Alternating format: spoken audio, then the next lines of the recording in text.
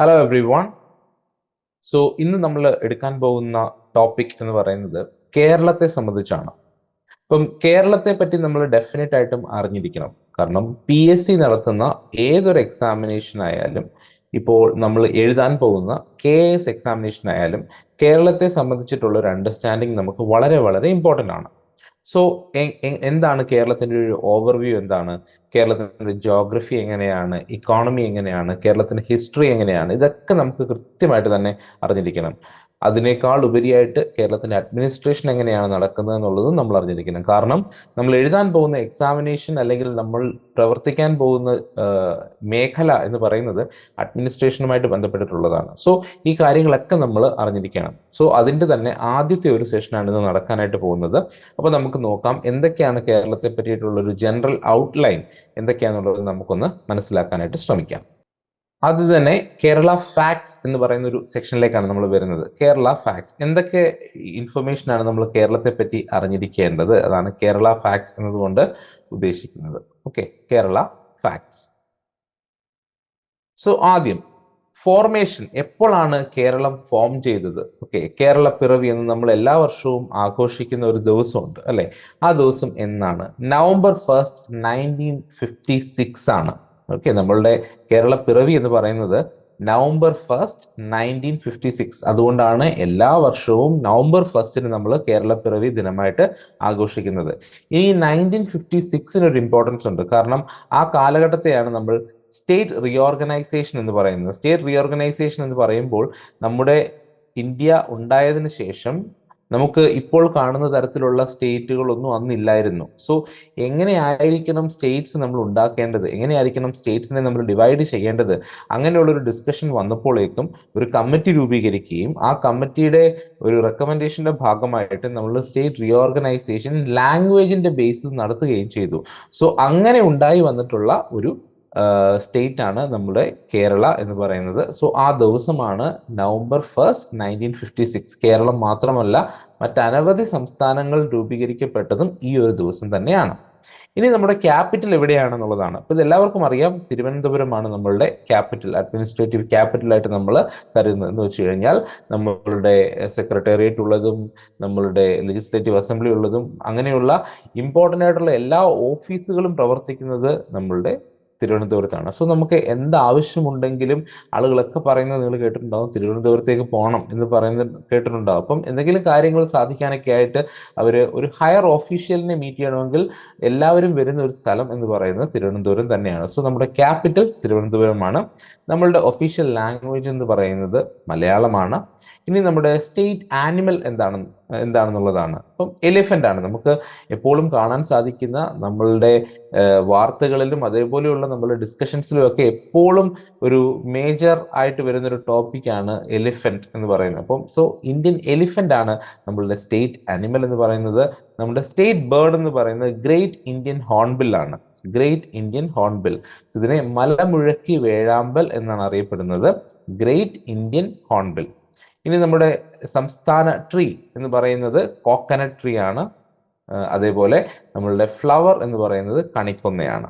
Okay, ഇത്രയും കാര്യങ്ങൾ വളരെ ബേസിക് ആയിട്ട് നമ്മൾ അറിഞ്ഞിരിക്കേണ്ട കുറച്ച് കാര്യങ്ങളാണ് കേരളത്തെ പറ്റി. ഒന്ന്, കേരള പിറവി എന്ന് പറയുന്നത് നവംബർ 1 1956 ആണ്. നമ്മുടെ ക്യാപിറ്റൽ തിരുവനന്തപുരമാണ്. നമ്മളുടെ ഒഫീഷ്യൽ ലാംഗ്വേജ് മലയാളമാണ്. നമ്മളുടെ സ്റ്റേറ്റ് ആനിമൽ എന്ന് പറയുന്നത് ഇന്ത്യൻ എലിഫന്റ് ആണ്. ദ സ്റ്റേറ്റ് ബേർഡ് എന്ന് പറയുന്നത് ഗ്രേറ്റ് ഇന്ത്യൻ ഹോൺബിൽ ആണ്. സ്റ്റേറ്റ് ട്രീ എന്ന് പറയുന്നത് കോക്കനട്ട് ട്രീ ആണ്. സ്റ്റേറ്റ് ഫ്ലവർ എന്ന് പറയുന്നത് കണിക്കൊന്നയാണ്. ഈ കാര്യങ്ങൾ കൃത്യമായിട്ട് തന്നെ നിങ്ങൾ ഓർത്തു വെക്കുക. കണിക്കൊന്ന നമ്മൾ ഗോൾഡൻ ഷവർ ട്രീ എന്നും അതേപോലെ തന്നെ കാസിയ ഫിസ്റ്റുല എന്നും അറിയപ്പെടുന്നതാണ്. ഈ വലത് സൈഡിൽ നമ്മൾ കേരളത്തിന്റെ ഒരു ചിത്രം തന്നെ കാണിച്ചിട്ടുണ്ട്. ഇതിനകത്ത് എത്ര ഡിസ്ട്രിക്റ്റുകൾ നമുക്കുണ്ട് എന്നുള്ളത് നമുക്ക് അറിയാനായിട്ട് സാധിക്കും. 14 ഡിസ്ട്രിക്റ്റുകളാണ് നമുക്ക് കേരളത്തിന് ഉള്ളത്. ആ 14 ഡിസ്ട്രിക്റ്റുകൾ നമ്മളിവിടെ കൊടുത്തിട്ടുണ്ട്. ഇനിയും വളരെ ഇമ്പോർട്ടൻ്റ് ആയിട്ട് നമ്മൾ അറിഞ്ഞിരിക്കേണ്ട ഒരു കാര്യമാണ് കേരള ജിയോഗ്രഫി എന്ന് പറയുന്നത്. ഓക്കെ, ജിയോഗ്രഫി എങ്ങനെയാണ് നമ്മളുടെ ഒരു ഭൂമിശാസ്ത്രം അല്ലെ ഒരു ഭൂഘടന എങ്ങനെയാണ്, നമ്മളുടെ ഒരു പ്രകൃതി എങ്ങനെയാണ് നമുക്ക് തന്നിരിക്കുന്നത്, നമ്മളുടെ ഈ ഒരു സംസ്ഥാനത്ത് നമുക്ക് തന്നിരിക്കുന്നത് എന്നൊക്കെയുള്ള കാര്യങ്ങളൊന്നും അറിഞ്ഞിരിക്കേണ്ടതും വളരെ വളരെ ഇമ്പോർട്ടൻ്റ് ആണ്. സോ ഓർക്കുക, നമ്മൾ ഇപ്പോൾ പഠിക്കുന്നത് ഒരു ഓവർവ്യൂ മാത്രമാണ്. നിങ്ങളെ ഒന്ന് ഇൻട്രൊഡ്യൂസ് ചെയ്യുകയാണ്. കേരളം എന്താണെന്നും കേരളത്തിന്റെ ജോഗ്രഫി എന്താണെന്നും ഹിസ്റ്ററി എന്താണെന്നും പോളിറ്റി എന്താണെന്നും എക്കോണമി എന്താണെന്നും ഒക്കെ ഉള്ള കാര്യങ്ങൾ ഞാനൊന്ന് ഇൻട്രൊഡ്യൂസ് ചെയ്യുന്നത് മാത്രമേ ഉള്ളൂ. ഇതിന് ശേഷമായിരിക്കും വളരെ ഡീറ്റെയിൽഡ് ആയിട്ടുള്ള സെഷൻസ് നമ്മളുടേത് വരാനായിട്ട് പോകുന്നത്. സോ എന്താണ് കേരള ജോഗ്രഫി എന്താണെന്ന് നമുക്കൊന്ന് നോക്കാം. അപ്പം കേരളത്തിന്റെ ഒരു ചിത്രം നമ്മൾ എടുത്ത് നോക്കുകയാണെങ്കിൽ, മാപ്പ് നമ്മൾ എടുത്ത് നോക്കുകയാണെങ്കിൽ നമുക്ക് കാണാൻ സാധിക്കും പല ബോർഡേഴ്സും, അതായത് നമ്മളുടെ 4 ഭാഗത്തും നമുക്ക് പല പല സംസ്ഥാനങ്ങളെ കാണാൻ സാധിക്കും. അതേപോലെ നമുക്ക് കടൽ കാണാൻ സാധിക്കും. സോ എന്താണ് ഇതിനെ ഡിഫൈൻ ചെയ്യുമ്പോൾ ഈ ഓരോ ബോർഡറിലും എന്താണ് വരുന്നത് എന്നുള്ളത് വളരെ വളരെ ഇമ്പോർട്ടൻ്റ് ആണ്. So north and north east എന്ന് പറയുന്ന ഒരു ഏരിയ, അതായത് നോർത്ത് ആൻഡ് നോർത്ത് ഈസ്റ്റ് എന്ന് പറയുമ്പോൾ ഏകദേശം ഈ ഒരു ഭാഗത്തേക്ക് വരും നോർത്ത് ആൻഡ് നോർത്ത് ഈസ്റ്റ്. ഈ ഒരു ഭാഗത്ത് എന്താണ് വരുന്നത് എന്നുള്ളതാണ്. ഈ ഒരു ഭാഗത്ത് വരുന്നത് കർണാടകയാണ്. ഓക്കെ, കർണാടകയാണ് ഒരു north and north eastern region ആയിട്ട് നമ്മുടേത് വരുന്നത്. ഈ ഒരു ഭാഗത്ത് വരുന്നത് കർണാടകയാണ്. അതേപോലെ ഈസ്റ്റേൺ റീജിയൻ എന്ന് പറയുമ്പോൾ ഈ റീജിയൻ ആണ്. ഈസ്റ്റേൺ റീജിയനിൽ എന്താണ് വരുന്നത്? തമിഴ്നാടു ആണ്. ഓക്കെ, തമിഴ്നാടു ആയിട്ടുള്ള സ്റ്റേറ്റ് ആണ് ഈസ്റ്റേൺ റീജിയനിൽ വരുന്നത്. അതേപോലെ വെസ്റ്റേൺ റീജിയൻ എന്ന് പറയുമ്പോൾ അറബിക്കടലാണ്, അറേബ്യൻ സീ ആണ് വെസ്റ്റേൺ റീജിയനിൽ വരുന്നത്. ഇനി നമ്മൾ സൗത്തിലേക്ക് പോവുകയാണെങ്കിലും അവിടെയും തമിഴ്നാടു തന്നെയാണ്. അതിൽ സ്പെസിഫിക് ആയിട്ട് പറയുകയാണെങ്കിൽ കന്യാകുമാരിയാണ് വരുന്നത്. ഓക്കെ, സോ ഇതാണ് നമ്മളുടെ ഒരു ബോർഡേഴ്സ്. നമ്മൾ എടുത്ത് നോക്കുകയാണെങ്കിൽ ഇങ്ങനെയാണ് കേരളത്തിന്റെ ഒരു ബോർഡർ വരുന്നത്. നോർത്ത് ഈസ്റ്റേൺ റീജിയൻ ആയിട്ട് വരുന്നത് കർണാടകയാണ്. ഈസ്റ്റേൺ റീജിയൻ ആയിട്ട് വരുന്നത് തമിഴ്നാടു ആണ്. വെസ്റ്റേൺ റീജിയൻ ആയിട്ട് വരുന്നത് അറേബ്യൻ സീ ആണ്. അതേപോലെ തന്നെ സദേൺ റീജിയൻ ആയിട്ട് വരുന്നത് തമിഴ്നാടുവും, അതേപോലെ സ്പെസിഫിക്കലി പറയുകയാണെങ്കിൽ കന്യാകുമാരിയും, കേപ്പ് കാമറിൻ എന്നും അതിനെ അറിയപ്പെടുന്നതാണ്. ഇനി ടോട്ടൽ ഏരിയ എന്താണെന്നുള്ളതാണ്. 38,863 സ്ക്വയർ കിലോമീറ്റർ ആണ് നമ്മളുടെ കേരളത്തിന്റെ ഏരിയ എന്ന് അറിയപ്പെടുന്നത്. വളരെ കൃത്യമായിട്ട് തന്നെ നിങ്ങൾ അറിഞ്ഞിരിക്കണം. 38,863 പല PSC എക്സാമുകൾക്കും റിപ്പീറ്റഡ് ആയിട്ട് വന്നിട്ടുള്ള ഒരു ചോദ്യമാണ് നമ്മളുടെ കേരളത്തിന്റെ ടോട്ടൽ ഏരിയ എന്ന് പറയുന്നത്. 38,863 22nd largest state in India. അപ്പൊ ഇന്ത്യയിലെ തന്നെ സംസ്ഥാനങ്ങൾ നമ്മൾ മുഴുവനായിട്ട് എടുത്ത് നോക്കുകയാണെങ്കിൽ അതിൽ 22ാമത്തെ സ്ഥാനമാണ് കേരളത്തിനുള്ളത്. എന്ന് വെച്ച് കഴിഞ്ഞാൽ അത്ര വലിയ സ്റ്റേറ്റ് ഒന്നുമല്ല, എന്നാലും കുറച്ച് സ്റ്റേറ്റുകളെക്കാളും മുകളിൽ തന്നെയാണ് നമ്മൾ നിൽക്കുന്നത്. ഇനി നമ്മുടെ ലെങ്ത് എന്താണെന്നുള്ളതാണ്. 560 കിലോമീറ്റർ ആണ് ലെങ്ത് എന്ന് അറിയപ്പെടുന്നത്. ഇതേപോലെ നമ്മുടെ ഇപ്പം കേരളത്തിന്റെ ഒരു മുഴുവൻ ഒരു ലെങ്ത് നമ്മൾ നോക്കുകയാണെങ്കിൽ ഏകദേശം ഇവിടെ മുതൽ ഇവിടെ വരെ എടുത്ത് നോക്കുകയാണെങ്കിൽ നമുക്ക് കാണാം നോർത്ത് സൗത്ത് ലെങ്ത് എന്ന് പറയുന്നത് 560 കിലോമീറ്റർ ആണ്. എന്നാൽ വിഡ്ത്ത് നോക്കുകയാണെങ്കിൽ 35 to 120 കിലോമീറ്റർ വരുന്നുണ്ട്. ഇപ്പം വെസ്റ്റ് ടു ഈസ്റ്റ്, വെസ്റ്റിൽ നിന്ന് ഈസ്റ്റിലേക്ക് നമ്മൾ എടുത്ത് നോക്കുകയാണെങ്കിൽ പല ഭാഗങ്ങളിലും ഉള്ള വിഡ്ത്തുകൾ നമ്മൾ എടുത്തു നോക്കുമ്പോൾ ഒരു 35 മുതൽ ഒരു 120 കിലോമീറ്റർ വരെ വിഡ്ത്ത് വരുന്ന ഭാഗങ്ങൾ വരെ നമുക്ക് ഉണ്ട്. അതേപോലെ നമ്മുടെ കോസ്റ്റ് ലൈൻ എന്നറിയപ്പെടുന്നത് 590 കിലോമീറ്റർ ആണ് നമ്മുടെ കോസ്റ്റ് ലൈൻ ആയിട്ട് വരുന്നത്. കോസ്റ്റ് ലൈൻ അറിയാമല്ലോ, നമ്മളുടെ ബീച്ചസ് ഒക്കെ കാണുന്നതാണ് നമ്മുടെ കോസ്റ്റ് ലൈൻ എന്ന് പറയുന്നത്. സോ സ്പെസിഫിക് ആയിട്ട് പറയുകയാണെങ്കിൽ നമ്മുടെ വെസ്റ്റേൺ റീജിയൻ മുഴുവൻ നമ്മുടെ കോസ്റ്റ് ലൈൻ ആണ് വരുന്നത്. അതുകൊണ്ട് തന്നെ 590ഓളം കിലോമീറ്റർ ആണ് ഇതിന്റെ ഒരു കോസ്റ്റ് ലൈൻ ആയിട്ട് നമുക്ക് വരുന്നത്. ഓക്കെ, സോ ഇത്രയും ആണ് വളരെ വളരെ ഇമ്പോർട്ടൻ്റ് ആയിട്ടുള്ള നമ്മൾ അറിഞ്ഞിരിക്കേണ്ട ഒരു ജോഗ്രഫിയുടെ ആസ്പെക്ട്സ്. നമ്മൾ ബോർഡർ എടുക്കുമ്പോൾ ജോഗ്രഫിയുടെ ആസ്പെക്ട്സ് ഇതൊക്കെയാണ് നമ്മൾ ഏറ്റവും ഇമ്പോർട്ടൻ്റ് ആയിട്ട് അറിഞ്ഞിരിക്കേണ്ടത്. അടുത്തത് ഫിസിയോഗ്രാഫി ഓഫ് കേരള എന്ന് പറയുന്നത് വളരെ വളരെ ഇമ്പോർട്ടൻ്റ് ആണ്. ഭൂഘടന അല്ലെങ്കിൽ ഫിസിയോഗ്രാഫി എങ്ങനെയാണ് എന്നുള്ളതാണ്. സോ കേരളത്തിനെ നമുക്ക് 3 തരംതിരിക്കാം, 3 ഭാഗങ്ങളായിട്ട് തരംതിരിക്കാം. അതിന്റെ ഒരു ഭൂമിശാസ്ത്രത്തെ നമുക്ക് 3 ഭാഗങ്ങളായിട്ട് തരംതിരിക്കാം. അതിൽ ഒന്നെന്ന് പറയുന്നത് ഹൈലാൻഡ് ആണ്. ഓക്കെ, ഹൈലാൻഡ് ആണ്, മിഡ്ലാൻഡ് ആണ്, അതേപോലെ തന്നെ കോസ്റ്റൽ പ്ലെയിൻസ് ആണ്. Okay, Highland, midland and coastal planes എന്ന് പറയും. അപ്പോൾ ഈ ഹൈലാൻഡ് എന്ന് പറയുന്നത് എന്താണ്? അപ്പം ഹൈലാൻഡിൽ നമ്മൾ ഇൻക്ലൂഡ് ചെയ്യുന്ന ഇമ്പോർട്ടൻറ്റ് ആസ്പെക്ട്സ് എന്ന് പറയുന്നത് വെസ്റ്റേൺ ഘാട്ട്സ് ആണ്. വെസ്റ്റേൺ ഘാട്ട്സ് അല്ലെങ്കിൽ സഹ്യാദ്രി ഒക്കെയാണ് ഈ ഒരു ഹൈലാൻഡിന്റെ ഭാഗമായിട്ട് വരുന്നത്. 48% ടോട്ടൽ ഏരിയ കവർ ചെയ്യുന്നത് ഈ ഹൈലാൻഡ്സ് ആണ്. ഓക്കെ, കേരളത്തിന്റെ തന്നെ 48% ടോട്ടൽ ഏരിയ കവർ ചെയ്യുന്നത് ഹൈലാൻഡ്സ് ആണ്. Extend along the eastern border. Okay, നമ്മൾ നേരത്തെ പറഞ്ഞ തമിഴ്നാടു ബോർഡർ ഉണ്ടല്ലോ, അതേപോലെ കർണാടകത്തിന്റെയും തമിഴ്നാടിന്റെയും ഒക്കെ ഒരു ബോർഡർ ആയിട്ട് വരുന്ന ആ റീജിയൻ ആണ് നമ്മളുടെ ഈ ഒരു ഹൈലാൻഡ് ആയിട്ട് വരുന്നത്, ഈസ്റ്റേൺ ബോർഡർ എന്ന് പറയുന്നത്. സോ ഈ ഈസ്റ്റേൺ ബോർഡർ എടുക്കുമ്പോൾ ഇവിടെ നമുക്കറിയാം മൗണ്ടെയിൻസ് ആണ് വരുന്നത്. ഈ മൗണ്ടെയിൻസിൽ തന്നെ ചില ഭാഗങ്ങൾക്ക് വളരെയധികം പൊക്കം കൂടുതലാണ്. ഓക്കെ, അതിനെയാണ് നമ്മൾ പീക്ക് എന്നറിയപ്പെടുന്നത്, ഹയസ്റ്റ് പീക്ക് എന്നൊക്കെ അറിയപ്പെടുന്നത്. അപ്പോൾ അങ്ങനെ നോക്കുമ്പോൾ ആ ഒരു വെസ്റ്റേൺ ഘാട്സിൽ വരുന്ന ഒരു ഹയസ്റ്റ് പീക്ക്, കേരളത്തിലെ തന്നെ വരുന്ന ഒരു ഹയസ്റ്റ് പീക്ക് എന്ന് പറയുന്നത് ആനമുടി എന്ന് പറയുന്ന സ്ഥലമാണ്, ആനമുടി. സോ അതാണ് ഏറ്റവും ഹയസ്റ്റ് ആയിട്ടുള്ള പീക്ക്. അപ്പം ഹയസ്റ്റ് പീക്കിന്റെ ലെങ്ത് നമ്മൾ അറിഞ്ഞിരിക്കേണ്ടതാണ്, ലെങ്ത് അല്ല ഹൈറ്റ് നമ്മൾ അറിഞ്ഞിരിക്കേണ്ടതാണ്. സോ അതിന്റെ ഹൈറ്റ് എന്ന് പറയുന്നത് 2695 മീറ്റേഴ്സ് ആണ് ഇതിന്റെ ഹൈറ്റ് എന്ന് പറയുന്നത്. എന്ന് വെച്ചാൽ ഏകദേശം 2.5 കിലോമീറ്ററിലധികമാണ് ആ ഒരു ഏരിയയിലെ ഹൈറ്റ് എന്ന് പറയുന്നത്. ഓക്കെ, അപ്പോൾ ഈ ആനമുടിയെ തന്നെയാണ് നമ്മുടെ highest peak in south India എന്നും അറിയപ്പെടുന്നത്. അപ്പോൾ ഇത് കേരളത്തിലെ മാത്രമല്ല, സൗത്ത് ഇന്ത്യൻ സംസ്ഥാനങ്ങളിൽ തന്നെ ഒരു ഹയസ്റ്റ് പീക്കായിട്ട് നമ്മൾ അറിയപ്പെടുന്നത് ഏതാണ്? ആനമുടിയെയാണ് അറിയപ്പെടുന്നത്. ഇനി അത് കൂടാതെ മേജർ ഹിൽസ് ഉണ്ട്. ഓക്കെ, ഈ ഒരു റീജിയനിൽ വരുന്ന, ഈ ഒരു ഹൈലാൻഡ് ഏരിയയിൽ വരുന്ന മേജർ ഹിൽസ് ഏതൊക്കെയാണെന്ന് ഒന്ന് നോക്കാം. ഒന്ന് അഗസ്ത്യാർകൂടമാണ്. 1868 മീറ്റർ ആണ് അഗസ്ത്യാർകൂടത്തിന്റെ ഹൈറ്റ് ആയിട്ട് നമ്മൾ കണക്കാക്കുന്നത്.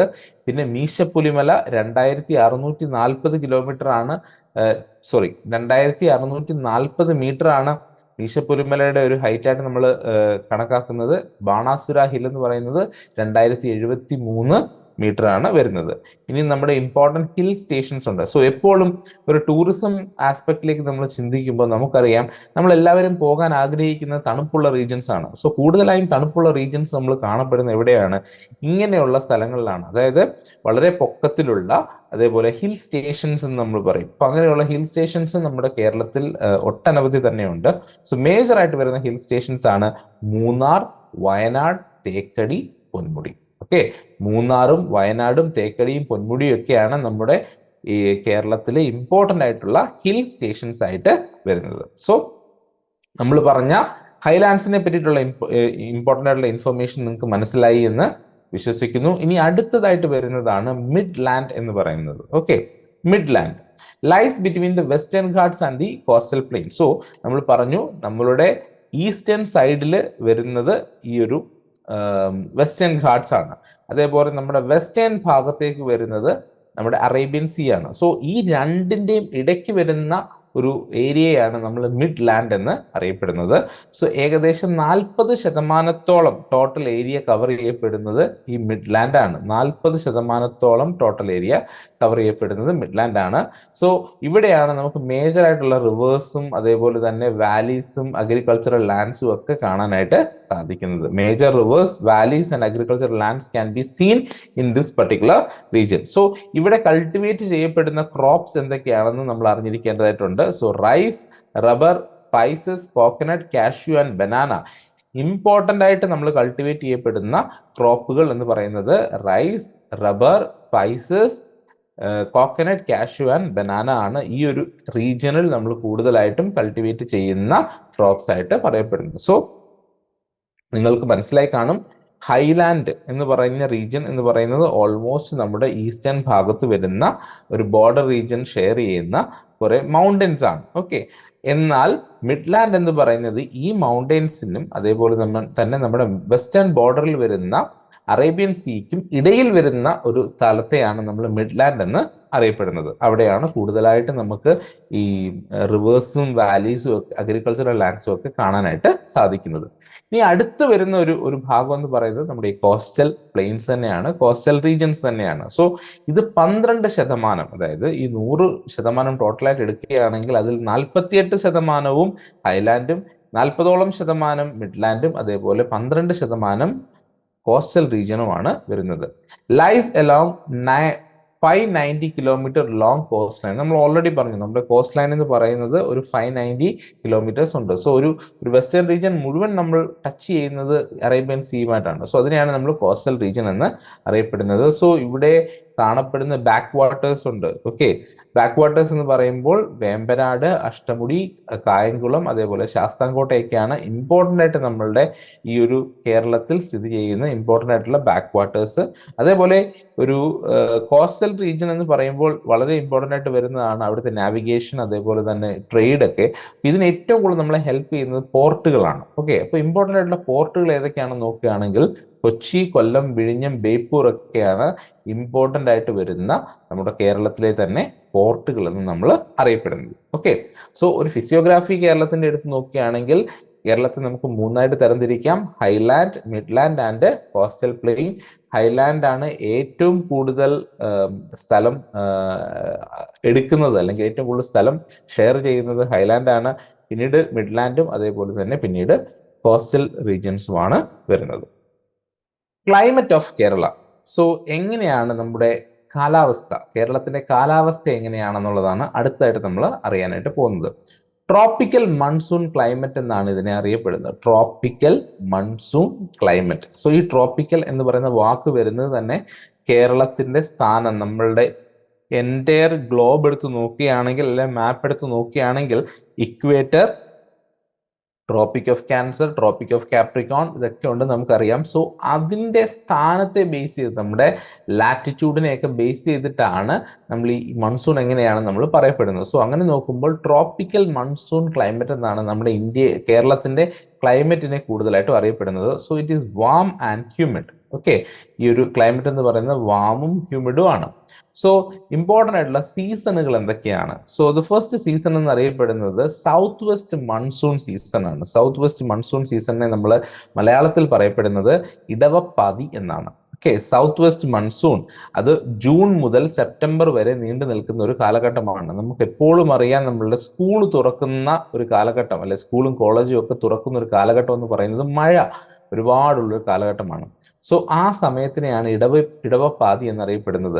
നമുക്ക് വേനൽക്കാല അവധിയൊക്കെ കഴിഞ്ഞതിന് ശേഷം നമ്മൾ സ്കൂളിലേക്ക് പോകുമ്പോൾ നമ്മളുടെ ഓർമ്മകളൊക്കെ എപ്പോഴും നിലനിൽക്കുന്നത് മഴയുമായിട്ട് ബന്ധപ്പെട്ടിട്ടായിരിക്കും. സോ അതുകൊണ്ട് തന്നെ ആ ഒരു കാലഘട്ടത്തെയാണ് നമ്മൾ സൗത്ത് വെസ്റ്റ് മൺസൂൺ അല്ലെങ്കിൽ ഇടവപ്പാതി എന്ന് അറിയപ്പെടുന്നത്. നമ്മളുടെ മഴ സീസൺ ആണത്.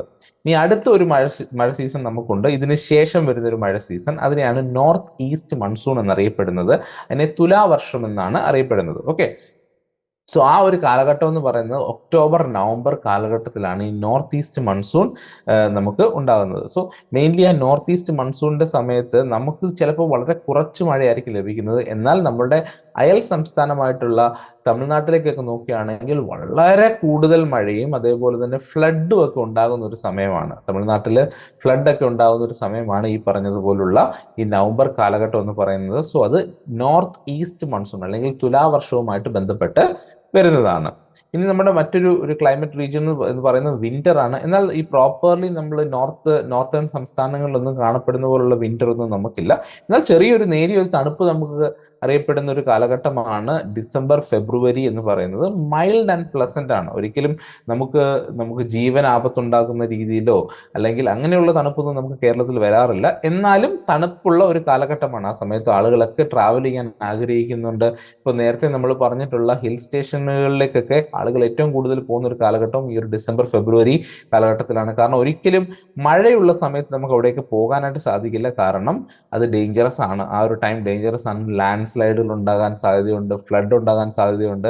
സോ അതുകൊണ്ട് തന്നെ ആ ഒരു ടൈം ആളുകൾ ഒരിക്കലും എന്താ പറയുക, പോകാനായിട്ട് ആഗ്രഹിക്കാത്ത ഒരു ടൈമാണ്. എന്നാൽ ഈ ഒരു കാലഘട്ടം എന്ന് പറയുന്നത് ഡിസംബർ ഫെബ്രുവരി കാലഘട്ടം എന്ന് പറയുന്നത് ആളുകളൊക്കെ പോയി കാണാൻ ആഗ്രഹിക്കുന്ന ഒരു കാലഘട്ടം തന്നെയാണ്, ഹിൽ സ്റ്റേഷനുകൾ. ഇനി നമുക്ക് വരുന്ന സമ്മറാണ്. അപ്പോൾ നമുക്ക് അവധി കിട്ടുന്ന ടൈം, നമുക്ക് സ്കൂളിൽ പഠിക്കുന്ന കാലഘട്ടത്തിൽ നമുക്ക് അവധി കിട്ടുന്ന ടൈം, നമ്മളുടെ വലിയ പരീക്ഷ എന്ന് പറയുന്ന പരീക്ഷ കഴിഞ്ഞിട്ട് നമുക്ക് അവധി കിട്ടുന്ന ടൈമാണ് ഈ ഒരു സമ്മർ കാലഘട്ടം എന്ന് പറയുന്നത്. സോ ചൂടുള്ള വേനലേറിയ കാലഘട്ടം. അപ്പോൾ എല്ലാവർക്കും അവരുടേതായിട്ടുള്ള മെമ്മറീസ് ഒക്കെ ഉണ്ടാവും. നമ്മൾ ക്രിക്കറ്റ് കളിക്കാനും അതേപോലെ പല പല ഗെയിംസിലൊക്കെ ഏർപ്പെടുന്ന ഒരു കാലഘട്ടം തന്നെയാണ്. കാരണം ഒന്നും പഠിക്കാനില്ലല്ലോ, അപ്പോൾ നമുക്ക് ചെയ്യാനുള്ളത് എൻജോയ് ചെയ്യുക എന്നുള്ളതാണ്. സോ ആ സമയത്ത് വെയിൽ കൂടുതലായിരിക്കും. സോ ആ കാലഘട്ടമാണ് വേനൽക്കാലം. മാർച്ച് മെയ് കാലഘട്ടത്തെയാണ് നമ്മൾ വേനൽക്കാലം എന്ന് അറിയപ്പെടുന്നത്. ഹോട്ട് ആൻഡ് ഹ്യൂമിഡ് ആയിട്ടുള്ള ഒരു ക്ലൈമറ്റ് ആണ് ആ ഒരു സമയത്ത് ഉള്ളത്. അതേപോലെ നമ്മൾ കേരളത്തിന്റെ ഒരു ആവറേജ് റെയിൻഫോൾ എടുത്ത് നോക്കുകയാണെങ്കിൽ 3107 മില്ലിമീറ്റേഴ്സ് ആണ്. ഹയസ്റ്റ് ആയിട്ട് തന്നെ ഇന്ത്യയിൽ എടുത്ത് നോക്കുകയാണെങ്കിൽ കേരളത്തിലാണ് ഒരു ആവറേജ് റെയിൻഫോൾ കൂടുതലായിട്ടുള്ളത്. നമ്മുടെ വെറ്റസ്റ്റ് ആയിട്ടുള്ള പ്ലേസ് എന്ന് പറയുന്നത് അഗുംബെയാണ്. അഗുംബെ കർണാടകയുടെ ബോർഡറിലേക്ക് വരുന്ന ഒരു റീജിയൻ ആണ് അഗുംബെ എന്ന് പറയപ്പെടുന്നത്. അതേപോലെ ഡ്രൈയസ്റ്റ് ആയിട്ടുള്ള പ്ലേസ് എന്ന് പറയുന്നത് ചിന്നാർ എന്ന് പറയുന്ന സ്ഥലമാണ്. ഇടുക്കിയിലെ ചിന്നാർ എന്ന് പറയുന്ന സ്ഥലമാണ് ഏറ്റവും ഡ്രൈയസ്റ്റ് ആയിട്ടുള്ള പ്ലേസ്. ഇനി നമ്മളുടെ റിവേഴ്സിനെ നമ്മൾ എടുത്ത് നോക്കുകയാണെങ്കിൽ ടോട്ടൽ നമ്പർ ഓഫ് റിവേഴ്സ് എന്ന് പറയുന്നത് 44 റിവേഴ്സ് ആണ് നമുക്കുള്ളത്.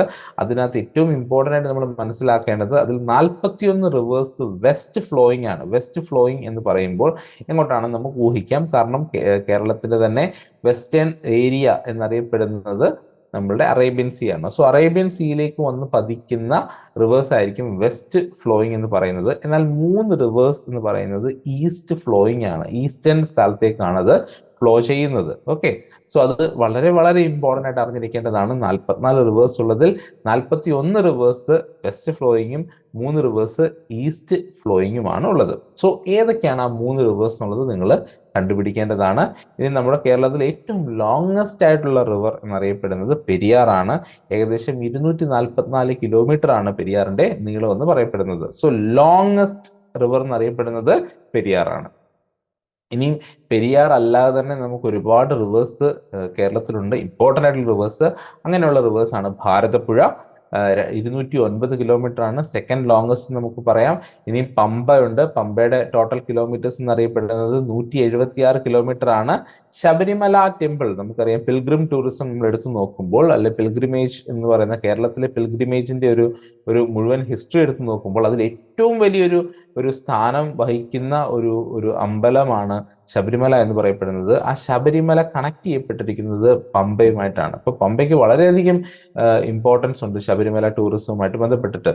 സോ പമ്പ ആണ് മറ്റൊരു റിവർ, 176 കിലോമീറ്റർ. പിന്നെ ചാലിയാർ ആണ് വരുന്നത്, 169 കിലോമീറ്റർ. ഇതിനെ ബേപ്പൂർ റിവർ എന്നും അറിയപ്പെടുന്നുണ്ട്. പിന്നെ കല്ലട റിവർ ആണ്, 121 കിലോമീറ്റർ ആണ്. ഹൈഡ്രോ ഇലക്ട്രിക് പ്രോജക്ട്സ്, ഒരുപാട് ഹൈഡ്രോ ഇലക്ട്രിക് പ്രോജക്ട്സ് ഉള്ള റിവേഴ്സ് ഒക്കെ തന്നെയാണ് നമ്മൾ ഈ പറയുന്നതെല്ലാം. അതിൽ കല്ലടയ്ക്ക് വളരെയധികം ഇമ്പോർട്ടൻസ് ഉണ്ട്. കബനി, ഭവാനി ആൻഡ് പാമ്പാർ, നേരത്തെ ഞാൻ നിങ്ങളോട് പറഞ്ഞിരുന്നു നിങ്ങൾ കണ്ടുപിടിക്കണം എന്ന് പറഞ്ഞ ആ ഒരു 3 റിവേഴ്സിന്റെ പേരാണ് Kabini, Bhavani and Pambar. East flowing reverse എന്നാണ് ഇതിനെ അറിയപ്പെടുന്നത്. East flowing reverse. ഇനി നമ്മുടെ ലേക്സ് ആൻഡ് ബാക്ക് വാട്ടേഴ്സ് എടുത്ത് നോക്കുകയാണെങ്കിൽ നമ്മുടെ ലാർജസ്റ്റ് ലേക്ക് എന്ന് പറയുന്നത് വേമ്പനാട് ലേക്ക് ആണ്. വേമ്പനാട് ലേക്ക് ആണ് largest lake, longest in India എന്നും അറിയപ്പെടുന്നുണ്ട്. 230 സ്ക്വയർ കിലോമീറ്റർ ആണ് വേമ്പനാട് ലേക്കിന്റെ ഒരു നീളമായിട്ട് നമ്മൾ കണക്കാക്കുന്നത്. ഇനിയും അഷ്ടമുടി ലേക്കും ശാസ്താംകോട്ട ലേക്കും പൂക്കോട് ലേക്കും വെള്ളായണി ലേക്കും ഒക്കെ കേരളത്തിൽ സ്ഥിതി ചെയ്യുന്ന മറ്റ് മേജർ ലേക്സ് തന്നെയാണ്. അഷ്ടമുടി ലേക്കാണ് സെക്കൻഡ് ലാർജസ്റ്റ് എന്ന് അറിയപ്പെടുന്നു. കൊല്ലത്താണ് ഇത് സ്ഥിതി ചെയ്യുന്നത്. ശാസ്താംകോട്ട ലേക്കാണ് largest fresh water lake in Kerala എന്നറിയപ്പെടുന്നത്. അതേപോലെ പൂക്കോട് ലേക്ക് വയനാടാണ്, ഫ്രഷ് വാട്ടർ ആണ്. വെള്ളായണി ലേക്ക് തിരുവനന്തപുരമാണ്, ഫ്രഷ് വാട്ടർ ആണ്. അതേപോലെ മറ്റുള്ള ഇമ്പോർട്ടൻറ്റ് ബാക്ക് വാട്ടേഴ്സ് ആണ് വേമ്പനാട്, അഷ്ടമുടി, കായംകുളം, പറവൂർ, കുട്ടനാട്, എല്ലാം ഓരോരോ ലേക്സ് ആണ്. അതെല്ലാം കേരളത്തിൽ സ്ഥിതി ചെയ്യുന്ന തന്നെ ലേക്കുകളാണ്. ഇനി dams and hydro electric projects. Okay, largest dam എന്ന് പറയുന്നത് ഇടുക്കി ഡാം ആണ്. ഇടുക്കി ഡാം ഒരു ആർച്ച് ഡാം ആണ്. പെരിയാർ റിവറിലാണ് ഈ ഒരു ഡാം സ്ഥിതി ചെയ്യുന്നത്. ഇനി മറ്റുള്ള മേജർ ഡാംസ് എന്നറിയപ്പെടുന്നത് Mullaperiyar dam, Malampuzha dam, Neyyar dam, Banasura Sagar dam ഒക്കെയാണ് മേജറായിട്ടുള്ള മറ്റുള്ള ഡാംസ്. അതിൽ തന്നെ മുല്ലപ്പെരിയാർ ഡാം എന്ന് പറയുന്നത് നമുക്ക് തമിഴ്നാടുമായിട്ടൊരു ഡിസ്പ്യൂട്ട് കിടക്കുന്ന ഒരു ഡാമാണ്. അപ്പൊ മുല്ലപ്പെരിയാറിനെ ചൊല്ലി ഒരുപാട് പ്രശ്നങ്ങൾ കേരളവും തമിഴ്നാടും തമ്മിൽ ഉണ്ടാവാറുണ്ട്, അതിന്റെ വാട്ടർ ഷെയറിങ്ങുമായിട്ട് ബന്ധപ്പെട്ടിട്ടുള്ളതും. പിന്നെ മലമ്പുഴ ഡാമാണ് ഭാരതപ്പുഴയിലാണ് സ്ഥിതി ചെയ്യുന്നത്. നെയ്യാർ ഡാം നെയ്യാർ റിവറിലാണ് സ്ഥിതി ചെയ്യുന്നത്. ബാണാസുര സാഗർ ഡാം എന്ന് പറയുന്നത് ലാർജസ്റ്റ് എർത്തേൺ ഡാം ആണ്. ഇന്ത്യയിലെ തന്നെ ലാർജസ്റ്റ് എർത്തേൺ ഡാമാണ് ബാണാസുര സാഗർ ഡാം. ഇനി മേജർ ഹൈഡ്രോ ഇലക്ട്രിക് പ്രോജക്ട്സ് നമ്മൾ എടുത്തു നോക്കുകയാണെങ്കിൽ ഇടുക്കി ഹൈഡ്രോ ഇലക്ട്രിക് പ്രോജക്ട്സ് ആണ് ലാർജസ്റ്റ് ആയിട്ടുള്ളത്. ശബരിഗിരി പ്രോജക്റ്റും വളരെ വലുതാണ്, കുറ്റിയാടി പ്രോജക്റ്റും വളരെ വലുതാണ്. അപ്പം ശബരിഗിരി പ്രോജക്റ്റ് പമ്പ റിവറിലും കുറ്റിയാടി പ്രോജക്റ്റ് കുറ്റിയാടി റിവറിലുമാണ് സ്ഥിതി ചെയ്യുന്നത്. സോ നിങ്ങൾക്ക് ഈ ഒരു ക്ലാസ്സിന് ഇമ്പോർട്ടൻസ് എന്ന് പറയുന്നത് നിങ്ങൾക്കൊരു ഓവർവ്യൂ, അതായത് കേരളത്തെ പറ്റി ഒരു അവബോധം ഉണ്ടാക്കി തരിക. പണ്ട് നമ്മൾ പല കാലഘട്ടങ്ങളിലായിട്ട് പഠിച്ചിട്ടുള്ളതും അറിഞ്ഞിട്ടുള്ളതുമായിട്ടുള്ള കാര്യങ്ങളെയൊക്കെ ജസ്റ്റ് ഒന്ന് നിങ്ങൾ റിമൈൻഡ് ചെയ്യുക എന്നുള്ളത് മാത്രമാണ് ഈ ഒരു സെഷന്റെ ഏറ്റവും പ്രധാനപ്പെട്ട ഇമ്പോർട്ടൻസ് എന്ന് പറയുന്നത്. അടുത്തതായിട്ട് ഫോറസ്റ്റ് ആൻഡ് വൈൽഡ് ലൈഫ് ആണ്. ഫോറസ്റ്റും വൈൽഡ് ലൈഫും. അപ്പം നമ്മളുടെ ടോട്ടൽ ഫോറസ്റ്റ് ഏരിയ എന്നറിയപ്പെടുന്നത് 11,309 സ്ക്വയർ കിലോമീറ്റർ ആണ്. 11,309 സ്ക്വയർ കിലോമീറ്റർ ആണ് ഫോറസ്റ്റ് ഏരിയ എന്നറിയപ്പെടുന്നത്. എന്ന് വെച്ച് കഴിഞ്ഞാൽ ഏകദേശം 29% സംസ്ഥാനത്തിന്റെ ഒരു ടോട്ടൽ ഏരിയയുടെ 29% ഫോറസ്റ്റ് ആണ്. ഇനി നമുക്ക് വൈൽഡ് ലൈഫ് സാങ്ച്വറീസ് ഉണ്ട്. വൈൽഡ് ലൈഫ് സാങ്ച്വറീസ് എന്ന് പറയുമ്പോൾ പലപ്പോഴായിട്ട് നമ്മൾ പല പല മൃഗങ്ങളെയും ഫോണ എന്ന് പറയുന്ന മൃഗങ്ങളെയും ഒക്കെ നമ്മൾ സംരക്ഷിക്കാൻ വേണ്ടിയിട്ട് നമ്മൾ ഉണ്ടാക്കിയിട്ടുള്ള പല പ്രോജക്റ്റുകളുണ്ട്. അതിൽ വരുന്ന ഒരു ഒരു ഒരു ഒരു ഒരു ഒരു ഒരു ഭാഗമാണ് വൈൽഡ് ലൈഫ് പ്രൊട്ടക്ഷൻ എന്ന് പറയുന്നത്. സോ അങ്ങനെയുള്ള വൈൽഡ് ലൈഫ് സാങ്ച്വറീസ് നമുക്ക് ഒരുപാടുണ്ട്. നാഷണൽ പാർക്സ് നമുക്ക് ഒരുപാടുണ്ട്. സോ അതേപോലെ തന്നെ ബയോസ്ഫിയർ റിസർവ്സ് ഉണ്ട്. സോ ഇതൊക്കെ നമ്മൾ ഈ ഒരു പ്രൊട്ടക്ഷൻ, അതായത് ഫ്ലോറ ആൻഡ് ഫോണ പ്രൊട്ടക്ട് ചെയ്യാൻ വേണ്ടിയിട്ട് നമ്മൾ ഉണ്ടാക്കിയിട്ടുള്ള ചില നിയമങ്ങളും പോളിസീസും ഒക്കെയാണ്. സോ അങ്ങനെയുള്ള ചില വൈൽഡ് ലൈഫ് സാങ്ച്വറീസ് നമുക്കൊന്ന് നോക്കാം. ഒന്ന് പെരിയാർ വൈൽഡ് ലൈഫ് സാങ്ച്വറി ആണ്, ടൈഗർ റിസർവ് ആണ്. അതായത് ടൈഗറിനെ സംരക്ഷിക്കാൻ കടുവാ സങ്കേതം എന്ന് നമുക്ക് അറിയപ്പെടുന്നു. Wayanad wild life sanctuary, Parambikulam wild life sanctuary, അതേപോലെ സൈലന്റ് വാലി നാഷണൽ പാർക്ക് പാലക്കാടാണ് സ്ഥിതി ചെയ്യുന്നത്. പിന്നെ നാഷണൽ പാർക്സ് വേറെ എടുത്ത് നോക്കുകയാണെങ്കിൽ ഇരവിക്കുളം നാഷണൽ പാർക്ക് ഉണ്ട്. അവിടെ ഏറ്റവും ഫേമസ് ആയിട്ട് വരുന്നത് നീൽഗിരി ഥാർ എന്ന് പറയുന്ന മൃഗമാണ്. പിന്നെ സൈലന്റ് വാലി നാഷണൽ പാർക്ക് ഉണ്ട്, പെരിയാർ നാഷണൽ പാർക്ക് ഉണ്ട്, ആനമുടി ഷോല നാഷണൽ പാർക്ക് ഉണ്ട്. സോ ഇതൊക്കെ നമ്മളുടെ കേരളത്തിൽ സ്ഥിതി ചെയ്യുന്ന ചില നാഷണൽ പാർക്കുകളാണ്. അതേപോലെ തന്നെ കുറച്ച് വൈൽഡ് ലൈഫ് സാങ്ച്വറീസ് ആണ്. സോ ഈ പേരുകളൊക്കെ നിങ്ങളൊന്ന് ഫെമിലിയർ ആകുക. ഇതിനെപ്പറ്റിയൊക്കെ നമ്മൾ കൂടുതലായിട്ട് ഇനിയും പഠിക്കുന്നതാണ്. ഇനി നമ്മൾ കേരളത്തിലെ ഒരു സോയിൽ ടൈപ്സ് എടുത്ത് നോക്കുകയാണെങ്കിൽ, മണ്ണിന്റെ പ്രത്യേകത എടുത്ത് നോക്കുകയാണെങ്കിൽ, നമുക്ക് മേജറായിട്ട് 4 ടൈപ്പ് ഓഫ് സോയിൽ നമുക്ക് കാണാനായിട്ട് സാധിക്കും. അതിലൊന്നെന്ന് പറയുന്ന ലാറ്ററൈറ്റ് സോയിലാണ്. അത് വളരെ കോമൺ ആയിട്ട്, കേരളത്തിൽ ഏറ്റവും കോമൺ ആയിട്ട് കാണപ്പെടുന്ന സോയിലാണ് ലാറ്ററൈറ്റ് സോയിൽ. മിഡ്ലാൻഡിലും ഹൈലാൻഡിലുമാണ് നമുക്ക് ലാറ്ററൈറ്റ് സോയിൽ കൂടുതലായിട്ട് കാണാനായിട്ട് സാധിക്കുന്നത്. പിന്നീട് വരുന്നത് അലൂവിയൽ സോയിലാണ്. അപ്പോൾ അലൂവിയൽ സോയിൽ എന്ന് പറയുന്നത് കൂടുതലായിട്ടും കൾട്ടിവേഷന് ഉതകുന്ന തരത്തിലുള്ള സോയിലാണ്. അതുകൊണ്ട് തന്നെ നമുക്കിത് കൂടുതലായിട്ട് കാണപ്പെടുന്നത് റിവർ വാലീസിലാണ്. ഓക്കെ, കോസ്റ്റൽ ആൻഡ് റിവർ വാലീസിലാണ്. ഇനി സാൻഡി സോയിലാണുള്ളത്. കോസ്റ്റൽ ഏരിയാസിൽ ഏറ്റവും കൂടുതൽ കാണപ്പെടുന്നത് സാൻഡി ആയിട്ടുള്ള സോയിലാണ്. അപ്പം ബീച്ചിലൊക്കെ പോകുമ്പോൾ നമുക്കത് കാണാനായിട്ട് സാധിക്കും. പിന്നെ പീറ്റി ആൻഡ് മാർഷി സോയിലാണ്. ലോ ലൈയിങ് വെറ്റ്ലാൻഡ് റീജിയൻസിലാണ് ഈ പീറ്റി ആൻഡ് മാർഷി സോയിൽ കൂടുതലായിട്ട് നമുക്ക് കാണാനായിട്ട് സാധിക്കുന്നത്. സോ ഏറ്റവും ഇമ്പോർട്ടൻ്റ് ആയിട്ട് അറിഞ്ഞിരിക്കേണ്ടത് ലാറ്ററൈറ്റ് സോയിലാണ്. ഏറ്റവും കൂടുതൽ കേരളത്തിൽ കാണപ്പെടുന്നതും ലാറ്ററൈറ്റ് സോയിലാണ്. ഇനി നമ്മൾ എല്ലാ വർഷവും നമുക്ക് ഏതെങ്കിലും തരത്തിൽ നമ്മൾ എല്ലാവരും ശ്രദ്ധ ചെലുത്തുന്ന ഒരു ഏരിയ എന്ന് പറയുന്നത് നാച്ചുറൽ ഡിസാസ്റ്റേഴ്സ് ആണ്. ഓക്കെ, അതായത് ഒരുപാട് ദുരന്തങ്ങൾ, പ്രകൃതി ദുരന്തങ്ങൾ നമുക്ക് കേരളത്തിൽ ഉണ്ടാവാറുണ്ട്. സോ അങ്ങനെയുള്ള ചില ദുരന്തങ്ങൾ എന്ന് പറയുന്നത് ഫ്ലഡ് ആണ്. ഓക്കെ, വെള്ളപ്പൊക്കം എന്ന് പറയും. 2018 നമ്മൾ കേരളത്തെ നടുക്കിയ ഒരു വെള്ളപ്പൊക്കം ഉണ്ടായിട്ടുള്ളത്. അപ്പം കേരളത്തെ ടോട്ടലായിട്ട് ബാധിച്ചിട്ടുള്ള ഒരു വെള്ളപ്പൊക്കം ഉണ്ടായത് 2018. ഫ്രീക്വന്റ് ഡ്യൂറിങ് മൺസൂൺ കാലഘട്ടത്തിൽ ഇത് ഉണ്ടാവാറുണ്ട്. പിന്നീട് വരുന്ന ലാൻഡ് സ്ലൈഡ് ആണ്. ഇപ്പം ഇടുക്കിയിലും വയനാട്ടിലും പാലക്കാടും ഒക്കെ ഇത് പലപ്പോഴും കോമൺ ആയിട്ട് തന്നെ വരാറുണ്ട് ലാൻഡ് സ്ലൈഡുകൾ. അതിൽ തന്നെ വയനാട്ടിൽ ഈ കഴിഞ്ഞ സമയത്തുണ്ടായ ഒരു ലാൻഡ് സ്ലൈഡ് എന്ന് പറയുന്നത് നമ്മളെ എല്ലാവരും ഞെട്ടിച്ച, ഒരുപാട് ജീവനുകൾ ആപത്തിലായ ഒരു ലാൻഡ് സ്ലൈഡ് ആയിരുന്നു. അതേപോലെ ഡ്രോട്ട്, അതായത് നമുക്ക് കൃത്യമായിട്ട് മഴ ലഭിക്കാതെ വരുമ്പോൾ വാട്ടർ സ്കേഴ്സിറ്റി കൊണ്ട് ഉണ്ടാകുന്ന ഒരു പ്രശ്നമാണ് ഡ്രോട്ട് എന്ന് പറയുന്നത്. അതും ഇടയ്ക്ക് നമുക്ക് കേരളത്തിന്റെ പല ഭാഗങ്ങളിൽ നമുക്ക് കാണാനായിട്ട് സാധിക്കും. പിന്നെ സൈക്ലോൺസ് ആണ്, റെയർ ആണ്, കൂടുതലായിട്ട് നമ്മളെ അഫക്റ്റ് ചെയ്തിട്ടില്ല എങ്കിൽ പോലും സൈക്ലോണിൻ്റെതായിട്ടുള്ള എഫക്ട്സ് നമുക്ക് കേരളത്തിൽ പ്രതിഫലിക്കാറുണ്ട്. സോ ഇതൊക്കെയാണ് നാച്ചുറൽ ഡിസാസ്റ്റേഴ്സ് ആയിട്ട്, നമുക്ക് ഇമ്പോർട്ടൻ്റ് ആയിട്ടുള്ള നാച്ചുറൽ ഡിസാസ്റ്റേഴ്സ് ആയിട്ട് കാണപ്പെടുന്നത്, കേരളത്തിൽ കാണപ്പെടുന്നത്. സോ ഇതൊക്കെയാണ് ഏറ്റവും ഇമ്പോർട്ടൻ്റ് ആയിട്ടുള്ള കുറച്ച് കാര്യങ്ങൾ. നമുക്ക് നമ്മളുടെ കേരളത്തിന്റെ ജോഗ്രഫി എടുത്ത് നോക്കുമ്പോൾ നമ്മൾ മനസ്സിലാക്കേണ്ട ഏറ്റവും ഇമ്പോർട്ടൻ്റ് ആയിട്ടുള്ള കുറച്ച് കാര്യങ്ങൾ ഇതൊക്കെയാണ്.